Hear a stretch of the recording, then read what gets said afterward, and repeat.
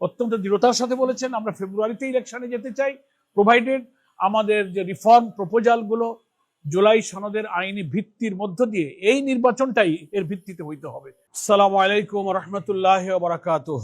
সাংবাদিক বন্ধুগণ, আমাদের প্রিয় দেশবাসী ভাই বোনেরা, আমরা আপনাদের সামনে ইউরোপিয়ান ইউনিয়নের এক্সপ্লোরেটরি মিশন 2025 অর্থাৎ ইলেকশন অবজারভেশন একটা টিম এসছে ইউরোপিয়ান ইউনিয়নের। তারা কিছুক্ষণ পূর্বে বাংলাদেশ জামাত ইসলামীর সম্মানিত আমিরের সঙ্গে মত বিনিময় করেছেন, শুভেচ্ছা বিনিময় করেছেন এবং প্রায় 1 ঘন্টা ব্যাপী সৌহার্দ্যপূর্ণ পরিবেশে 4 সদস্যের যে ডেলিগেশন এসেছিলেন তাদের সঙ্গে আমিরে জামাত সহ জামাতের একটি প্রতিনিধি দল মত বিনিময় করেছেন। বাংলাদেশ জামাত ইসলামীর সম্মানিত আমিরের সঙ্গে এই আলোচনায় যারা উপস্থিত ছিলেন আপনারা দেখতে পাচ্ছেন আমাদের কেন্দ্রীয় নির্বাহী পরিষদের সদস্য জনাব মোবারক হোসাইন, আমাদের ঢাকা মহানগরী মেডিকেল বিভাগের নেতা ডক্টর খালিদুজ্জামান সহ আমাদের নেতৃবৃন্দ। ইউরোপিয়ান ইউনিয়ন এক্সপ্লোরেটরি মিশন 2025 অর্থাৎ তাদের যে ইলেকশন অবজারভেশন টিমের যিনি চিফ অব দ্য ডেলিগেশন ছিলেন মিট্টি বাকেন, তিনি সেই ডেলিগেশনের চিফ ছিলেন। তো আলোচনায় মূলত ওনারা এটা আমিরে জামাতের কাছে বলতে চেয়েছেন যে আসন্ন জাতীয় সংসদ নির্বাচনকে ইউরোপিয়ান ইউনিয়নের যে টিমের পক্ষ থেকে সারা দেশে অবজার্ভ করা হবে, পর্যবেক্ষণ করা হবে, সেই ব্যাপারে রাজনৈতিক দল এবং স্টেক হোল্ডারদের সাথে তারা মত বিনিময় করার জন্য এসেছেন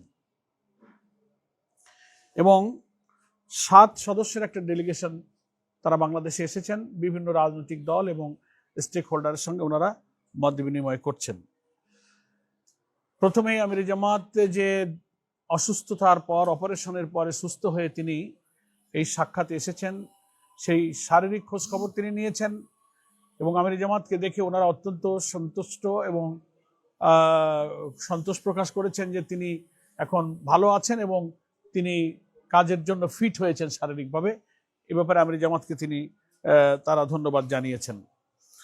2008 সাল থেকে ইউরোপিয়ান ইউনিয়নের পক্ষ থেকে এদেশের ইলেকশনগুলো বিশেষভাবে মনিটর করা হচ্ছে, সেই ইতিহাস ওনারা তুলে ধরেছেন এবং বাংলাদেশের পক্ষ থেকে ইউরোপিয়ান ইউনিয়নের এই ইলেকশন অবজারভেশন টিমকে দাওয়াত দেওয়া হয়েছে এবং ওনারা বাংলাদেশের 64টি জেলায় আগামী নির্বাচনে পর্যবেক্ষণ করতে চান। আমিরে জামাত প্রশ্ন করেছেন আপনারা কি সারা দেশে কিভাবে অবজার্ভ করবেন। ওনারা বলেছেন যে আমরা প্রত্যেকটি জেলায় একজন প্রতিনিধি পাঠাবো আর একটা টিম সব জায়গায় তারা মুভ করবেন, এভাবেই ওনারা করবেন এবং নির্বাচনের পর তাদের ইলেকশন অবজারভেশনের ব্যাপারে ডিটেলস খুঁটিনাটি একটা রিপোর্ট তারা জাতির সামনে, দেশবাসীর সামনে পেশ করবেন এবং ওনারা বলেছেন যে আমরা নির্বাচন পর্যবেক্ষণের ক্ষেত্রে আমরা প্রফেশনালিজম, তারপর হচ্ছে একেবারে নিউট্রাল এবং ফ্রি ফেয়ার ইলেকশনের জন্য আমরা পেশাদারিত্বের সঙ্গে এই নির্বাচনগুলো পর্যবেক্ষণ করব এবং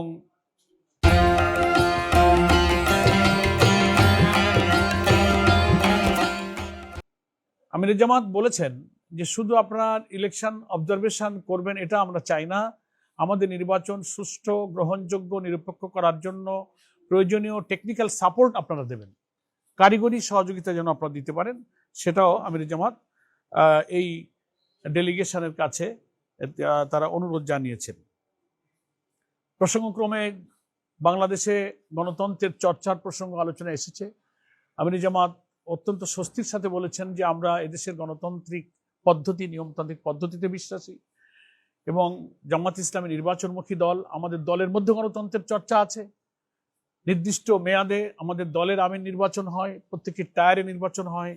এটা বলতে গিয়ে আমিরে জামাত বলেছেন যে আমাদের দলের আমিরের মেয়াদ, টেনিউরটা এবারই শেষ হচ্ছে, আগামী অক্টোবর থেকে আমাদের আমির নির্বাচনের ইলেকট্রাল প্রসেস শুরু হচ্ছে। এটা বুঝিয়ে উনি এটা বলতে চেয়েছেন যে আমরা দেশেও গণতন্ত্র চাই, আমাদের দলের মধ্যে গণতান্ত্রিক চর্চাটা বিদ্যমান আছে। তারা জানতে চেয়েছে জামায়াতে ইসলামী নির্বাচনে প্রার্থী বাছাই প্রক্রিয়া কিভাবে করে, আপনারা কতটা করেছেন। সেটা আমাদের যে নির্দিষ্ট পদ্ধতি আছে, যে আমরা একেবারে দলের গ্রাসরুট থেকে মতামত নিয়েছে, যে আমরা একদিকে দলের ভেতরে গ্রহণযোগ্যতা, আবার পাবলিকের কাছে গ্রহণযোগ্যতা, দুইটাকে মিলিয়ে প্রার্থী বাছাই করি। এই প্রার্থী সিলেকশনের সিস্টেম সম্পর্কে আমির জামাত তাদেরকে অবহিত করেছেন। প্রবাসীদের ভোট সম্পর্কে, ভোটাধিকার প্রয়োগের পদ্ধতি সম্পর্কে ওনারা জানতে চেয়েছেন।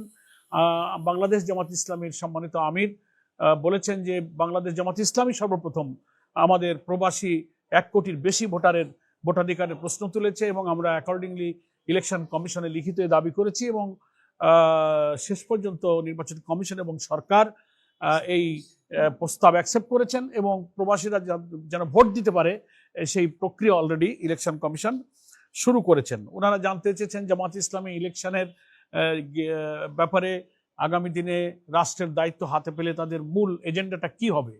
আমির জামাত 3টা কথা বলেছেন। আমরা এদেশের শিক্ষা ব্যবস্থাকে নৈতিকতা, মোরালিটি, উৎপাদনমুখী, টেকনিক্যাল, কারিগরি, দক্ষতা, বৈষয়িক, মানবিক সব দিক থেকে একটা নাগরিক যোগ্য হতে পারে এমন শিক্ষা ব্যবস্থা আমরা প্রোভাইড করব। আমরা করাপশন ফ্রি সোসাইটি, সমাজের সর্বস্তরে দুর্নীতি চেপে বসেছে, আমাদের হাতে রাষ্ট্রের দায়িত্ব আসলে আমরা দুর্নীতিমুক্ত একটা সমাজ গড়ব। আর আমির জামাত বলেছেন যে সোশ্যাল জাস্টিস, সামাজিক ন্যায় বিচারের দারুণ সংকট আমাদের এই সমাজে। এই প্রসঙ্গে তুলতে গিয়ে বিগত 15 বছরের ফ্যাসিস্ট রিজিমের প্রসঙ্গ তিনি এনেছেন, কিভাবে মানুষ ডিপ্রাইভড হয়েছে, অধিকার বঞ্চিত হয়েছে, তারা নির্যাতিত হয়েছে, ভিন্ন মতের উপরে জুলুম হয়েছে, জামাত ইসলামীর অফিস বন্ধ করা হয়েছে, নেতাদের গ্রেফতার করা হয়েছে, এবং আমির জামাত সহ আমরা অনেকে কারাগারে ছিলাম। ওনারা স্মরণ করেছেন যে 23 সালে ইলেকশন অবজারভেশনের জন্য ওনারা এসেছিলেন, তখন আমির জামাত বলেছেন তখন তো আমরা কারাগারেই ছিলাম, আমাদের পক্ষে আমি নিজে সহ আমির জামাত আমরা কারাগারে ছিলাম, সেটা আমির জামাত বলেছেন, এবং আমাদের পক্ষে আমাদের ডেপুটি আমির ডক্টর তাহের এই ডেলিগেশনের সঙ্গে দেখা করেছিলেন, সেই স্মৃতিটাও তিনি স্মরণ করেছেন। ফলে এই সব আলাপ আলোচনা আমাদের মধ্যে হয়েছে, এবং আগামী ফেব্রুয়ারিতে ইলেকশন হওয়ার ব্যাপারে আমাদের চিন্তা ইচ্ছা জানতে চেয়েছেন। আমির জামাত অত্যন্ত দৃঢ়তার সাথে বলেছেন আমরা ফেব্রুয়ারিতে ইলেকশনে যেতে চাই, প্রোভাইডেড আমাদের যে রিফর্ম প্রপোজালগুলো জুলাই সনদের আইনি ভিত্তির মধ্য দিয়ে এই নির্বাচনটাই এর ভিত্তিতে হইতে হবে, তাহলে নির্বাচন ফেয়ার, ফ্রি এবং ক্রেডিবল হবে, এটা আমির জামাত বলেছেন। এরপরে বলা হয়েছে যে আমাদের ব্যাপারে সারা দুনিয়াতে এবং দেশের ভেতরে বাইরে কিছু মিস ইনফরমেশন, ডিসইনফরমেশন হচ্ছে, সেসব বিষয়ে আমির জামাত তুলে ধরেছেন, ওনারাও এটা স্বীকার করেছেন। নেক্সট আমাদের সর্বশেষ আমির জামাত যেটা ওনাদেরকে শুভেচ্ছা জানিয়েছেন, যে আপনারা এখানে এসেছেন, আমরা আমাদের মতামত দিতে পারলাম, আমরা খুশি হব যে এই নির্বাচন নিরপেক্ষ করার ব্যাপারে যদি আপনারা সম্পূর্ণ পেশাদারিত্ব এবং নিরপেক্ষতা অবলম্বন করেন, এবং এই নির্বাচনকে সুন্দর করার জন্য কারিগরি সহযোগিতা করেন। এবং ওনারা আশাবাদ ব্যক্ত করেছেন যে আগামী মাসে ওনারা আরেকবার দেশে আসবেন, এবং নির্বাচনের তফসিল ঘোষণার আগেই আরও বিভিন্ন বিষয়ে বিভিন্ন দল এবং স্টেক হোল্ডারের সঙ্গে ওনারা আরও কিছু ঘনিষ্ঠভাবে মত বিনিময় করবেন। তো খুব সংক্ষেপে প্রায় 1 ঘন্টার মত বিনিময় তো খুব শর্টে আপনাদের সামনে আমি পেশ করেছি। আমরা ওনাদের প্রতি আমির জামাত সন্তুষ্টি প্রকাশ করেছেন, এবং খুব সৌহার্দ্যপূর্ণ পরিবেশে আমরা আলোচনা করেছি, এবং ওনাকে আমরা বিদায় জানিয়েছি। আপনাদের সকলকে ধন্যবাদ। আসসালামু আলাইকুম রহমতুল্লাহ বারাকাতুহু। না, পিয়ার পদ্ধতির বিষয়ে ওনারা কোনো প্রশ্ন করেননি, আর আমির জামাত এই প্রশ্ন তোলেননি। বিএনপির সঙ্গে কোনো আলোচনার প্রশ্ন ওনারাও তোলেননি, আমরাও এখানে আলোচনায় উত্থাপন করিনি।